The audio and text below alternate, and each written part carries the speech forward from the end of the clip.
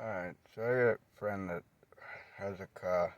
It's a 2018 QX60. I believe it's that Infinity crossover SUV thing.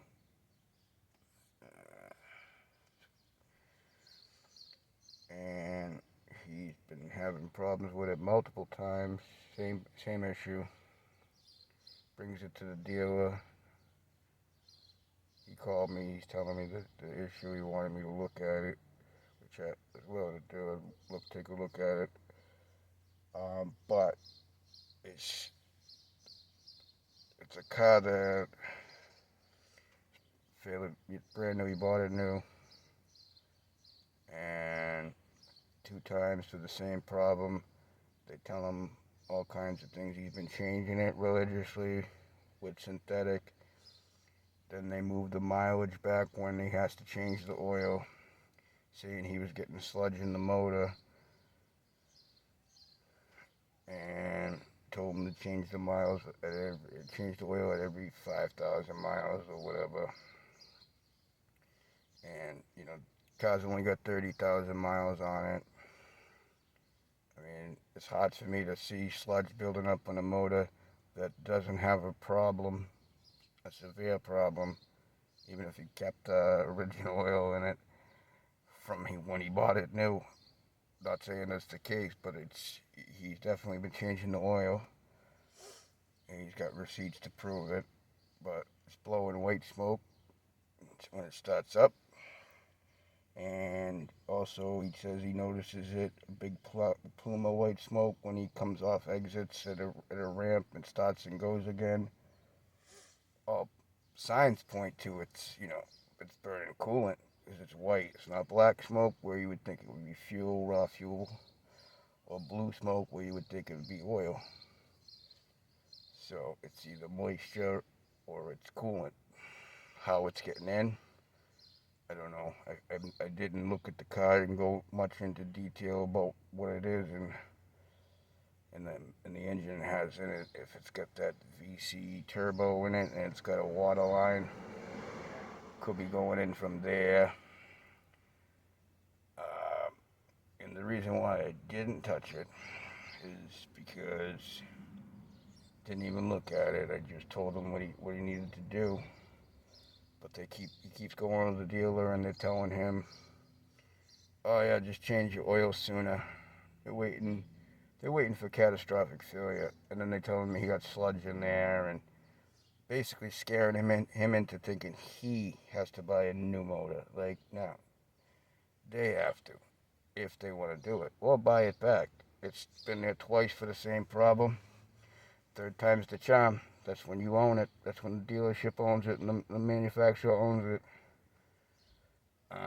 So they're waiting for catastrophic failure before they have to do anything. But he didn't buy that car to have it unreliable and make those payments to have to be put in a position where it's going to die on the side of the road. Not like when you buy a car, like they don't die. I'm just saying, like, it's coming for sure. There's no question that it's coming. It's just a matter of how soon.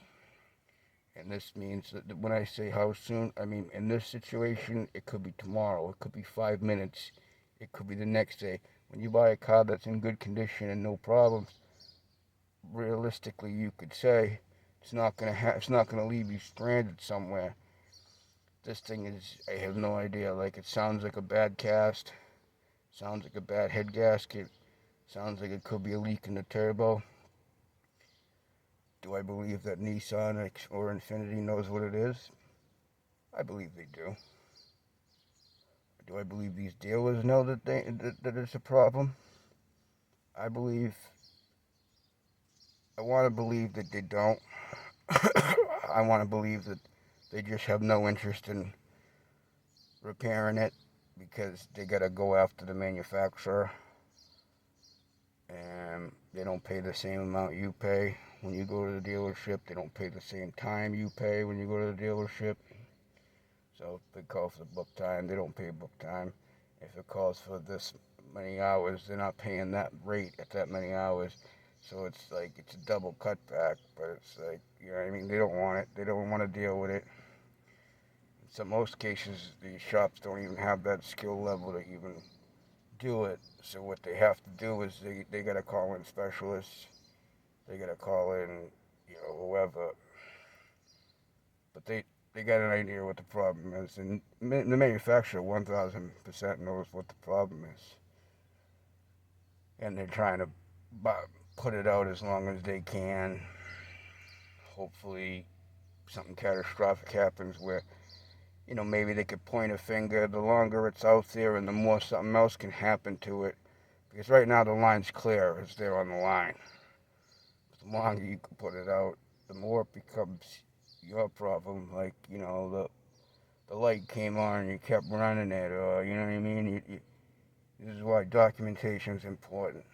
Everything they tell you to do with the car, everything they say there's a problem with the car, you want to document it. They say there's sludge in the head, take a picture. Like you have your documentation to prove you've been doing your oil changes, you've been doing your maintenance. Like this is what they hate customers that keep their documentation. So, like anything they tell you to do, you tell them, put it in writing. Here, I was here for this. You say, all right, it's not a problem, and just you want me to sign this paper and leave. Like, no. State why I'm here. State what you claim you found. If you claim you found nothing, just state that. State that on a piece of paper. If you're telling me to go do this and go try this on paper, I want to see it in black and white with the name underneath it, who's advising me to do it, and that's how you have to deal with these. And they don't like you if you got, not that they don't like you, but they don't want to oppose you because they know they ain't going to win. So he wanted, my friend, for a long story short, I mean, he wanted me to look at the car. When hearing the whole situation, I don't want to touch the car. And he's toying with the fact that they are trying to escape the warranty and whatnot, which, it's not a shocker. They all do it. They're all guilty of it, all the manufacturers. So it's an area where you gotta understand a little bit from their point of view and a little bit from the manufacturer, but what has to happen is you don't let anyone outside the dealers touch those cars. It's, you give them a reason to not cover that car under warranty because someone outside of the dealership have touched it, which is fine, but if they touch it, it's just they involve you involve somebody else in the case, which should be automatically clear cut, but it's just an excuse for them to not cover it and whatever they try to paint it as. So I didn't touch it. I told them, I said, here's what you're gonna do. Some states have automotive repair board. Some of them have just the consumer advisory and response division. It's basically run by the division of the Attorney General's office, and the Board of Insurance in some states will run this for warranty issues and make sure the manufacturers hold up their end. But it's it's however your state handles it. But also you have the manufacturer's line, which this will be under Nissan of North America because it's an Infiniti or Nissan product. What they're gonna do is you're gonna call them, you can tell them you have these problems, the dealers aren't finding it. You don't want to state that they don't want to find it, but they know that's the case, so you don't go to state it. You're saying you're bringing it there for the same problem, you're getting weird answers, the oil intervals are getting cut shorter and shorter, but the problem's not getting resolved. The problem's still there. I gotta drive my family around this. They're gonna just schedule an appointment. The appointment's gonna be at a dealership local to you. they're going to send a specialist out. The specialist is going to go look in the car, try and find the problem.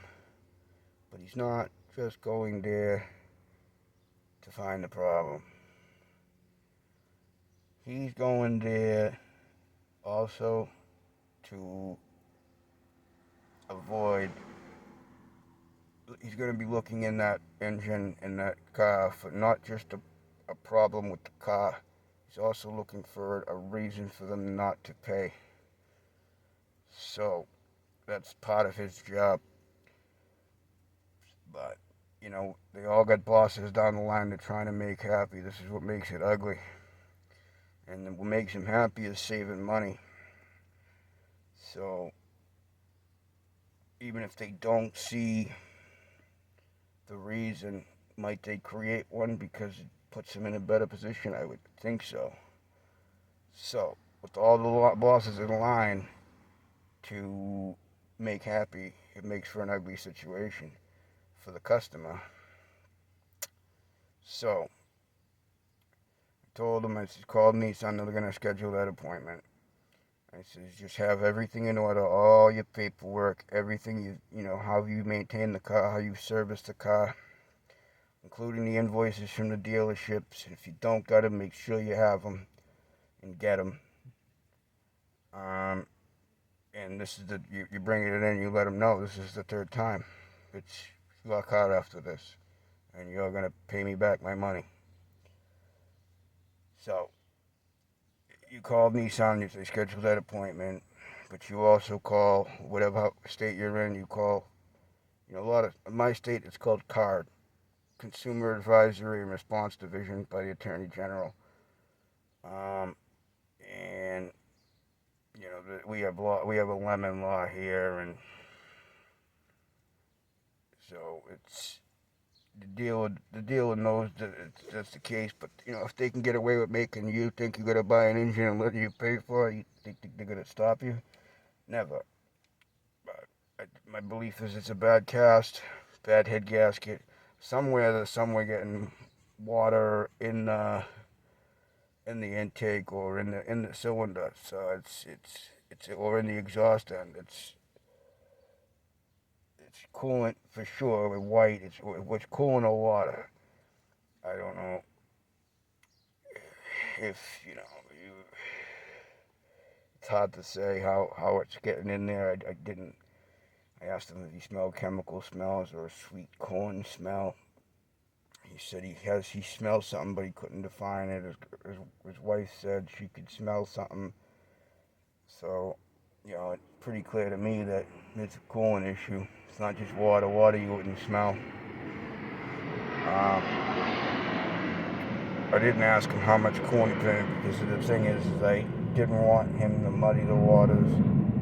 If they did look at it for their perspective, how much coolant did it burn? How much do they have to add? Because they're going to drain the system. And if they can't tell it right away, they'll mark the system before they drain it, see what level it was at, and then fill it.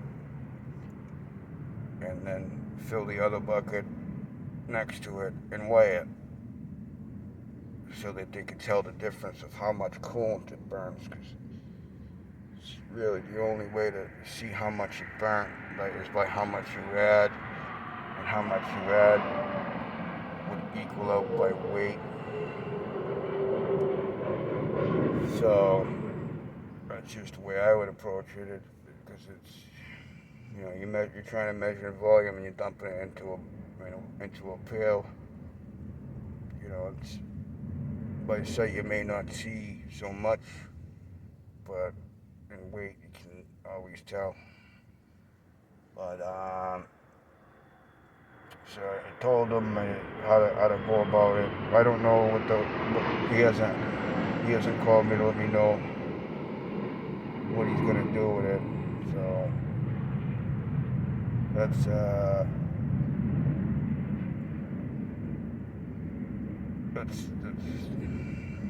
fighter jets are flying over. It looks like 2 fighter jets escorting an airliner. I don't know. don't see two of them, so I don't think it's Air Force One. But whatever.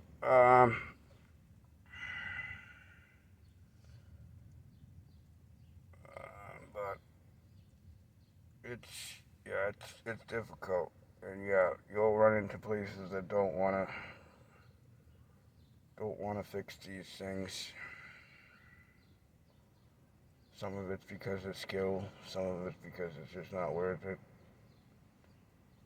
And a lot of these guys are on flag time, which means they only get paid on how fast they do a job. And it's just the way it is. It's nature of the beast. It's ugly. It's what it is.